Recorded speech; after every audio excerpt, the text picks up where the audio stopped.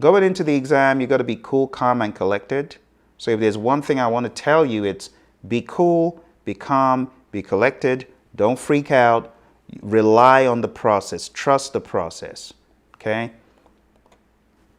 Be aware and action ready. Crazy stuff happens on this exam. I cannot tell you how many students came back after the exam and said, Phil, something crazy happened. Either a question didn't work or a computer shut down or just craziness. So you got to be ready to face the unknown. You got to be aware and action ready. You got to be observant and just make sure that if anything is not adding up or looking like what you expect, you definitely want the proctor to know. All right, lead yourself. Less is more. What am I saying? You got to shut it down. Like if you're taking the exam at 8 o'clock in the morning, I don't expect you to be studying up till 9 p.m. In my mind, you should shut it down by 7, get a good night's sleep, watch a movie, have some good food, take it easy, get in the right mental state to face the beast. That's my 2 cents to you. Last but not least, M in the calm mantra is all about being mindful of the resource of time. So I want to talk about the resource of time on your exam. Let me show you an example of a question that could be similar in length to a question on the exam. Now, I'm not showing you this question for you to answer it. I'm showing you this question for you to think about how to tackle questions this long. That's why I'm showing it to you. What's your strategy going to be when you get question after question after question that is like this? Think about it. I'm going to give you some time to read the question, so go ahead and read it and let's talk it through. Go for it. All right, I hope you took some time out to think about this question. Let's take a look at what our options are. Our options are somewhat limited here because I know you're seeing this probably as something that is worthy of the issue label, but that is not an option here, is it? So what are we going to do? Let's read it again. I'm going to highlight a few things for your musing. You were selected as the project manager, so this is who you are. Okay, you're the PM, project manager, okay? On a food service industry project, you suddenly learn that a new COVID-19 law, watch the words, law and regulation, this is non-negotiable, okay, which will affect all food industry businesses and how employees work, is expected to be passed within the next 7 months. Mark the word 7 months. Your project is to launch a new product expected to be complete within 6 months. So even if you get your product done in 6 months, 1 month after, you're going to be hit with this new regulation. So if your project in 6 months does not include that regulation, in month 7, 1 month after, you're going to be in trouble. So it says, this new product would not meet the requirements of the proposed legislation if it passes. What should you do? So you got to get compliant. That's the summary. Anything telling you otherwise is maybe a trick, but let's see, is there such a solution? Because right off the bat, I can tell you, if it's law and it's regulation, you got to be in compliance.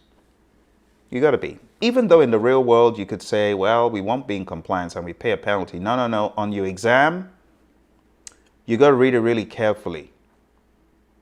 You got to read it carefully. And most of the PMI questions, in my mind, will want you to obey the compliance clauses, okay? So let's take a look at option D, carry out a SWOT. This means strengths, weaknesses, opportunities, and threats. That doesn't make sense because you wouldn't do a SWOT. In this case, it's more about you, right? It's more about you obeying that law, that regulation. It's less about your capability. But anyway, carry out a SWOT. We could argue, well, you could still do a strength, weaknesses, opportunity, and threat around the circumstance, okay? And then document the change issues. You wouldn't document issues in a risk register. So it's not a possible threat. This is something that is going to hit. This is an issue at this point. You could argue and say, well, it hasn't yet hit. Well, the bottom line is you wouldn't document issues in a risk register. You see, I'm thinking out loud for all those who have similar thoughts, because this is actually a genetically enhanced PMI question, and there's a lot of angst when the question came out. So I've heard a lot about this question. C, through close project or phase, cancel the project until the legislation comes into effect. How does that make sense? You're already working a project and then you want to cancel it only to awaken it. Beyond that, you're the project manager. Remember who you are. You're not a sponsor, you're not a product owner. So this is not something you have the power to do. So let's get rid of that. B, crash or fast track the project to overcome this schedule risk. So think about the problem here. It's not getting done in 1 month or even in a day. You could get done in a day, and then in the next few months, this thing is going to hit. So the problem is not crashing or fast tracking, right? And it says, overcome this schedule risk, but document it in the meeting log. Well, you don't even document risk in the meeting log. So there's more than one thing wrong with this. And honestly, I made this question a little bit friendlier because it was kind of a violent question that people were getting wrong, leaving it alone the way it originally was. It's almost like there would have been no chance. So I genetically modified it a little bit. So we've got one more. Meet with the stakeholders. Makes sense. You got to talk about the way forward to identify the risks. So this is definitely something that it said is expected. It hasn't passed. So technically, you could still argue that this is a risk that may have some cascading effects, some cascading risk. That can be argued, right? Because it said is expected to be passed. It's not passed yet, okay? So it says to identify the risks, update the assumption log and the project charter, because the project charter has the overarching vision and it helps us understand the compliance at a higher level. So if part of this legislation and regulation is something we need to work on, then it becomes part of an update. Now, I know a lot of people don't know that you could update a charter, but I want to let you know you could and you should where it makes sense. All right, so the answer to this question, my friends, is A. And A reads, this can have a profound effect on the project. This new law can have a profound effect on the project. It will certainly lead to new potential risks, new assumptions, and a possible charter change. All right, this is day 39. What am I trying to help you see? Trying to help you see you got to get your time in. You see how long it took us to analyze it? Well, you got to be 10x in that. You got to be really super quick, and you got to get quick by doing a lot of questions. A lot of questions round the clock. You got to be able to look at very basic namby-pamby questions in like 10 seconds. And honestly, it's really more about the processing speed. For me, it's about how quick are you going to challenge your brain to function on the exam. It has to be quick. Very, very, very quick, like 10 seconds to process some of the information, some of the easy information. Okay. So for now, I want to give you a very quick run through of the namby-pamby basics.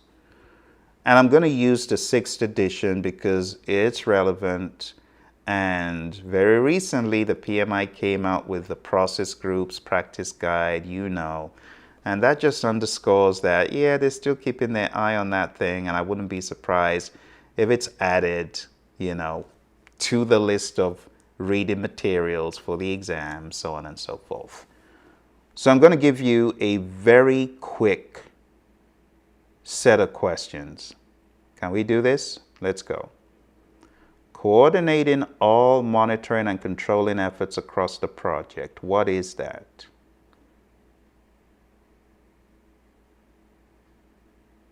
Okay, the answer to this, I'm going to give it to you in less than 15 seconds because it has to be quick. Monitor and control project work, option D. How many process groups are there? You got to know it's 5. How many knowledge areas? You got to know it's 10. Name the process groups. Can you identify them in a lineup? Let's see how quickly you can find the answer.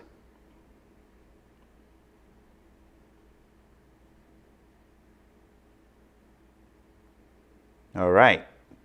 So if you take a very quick cursory look through, you're going to see some words that are wrong. And that's how you need to fly through the questions on the exam.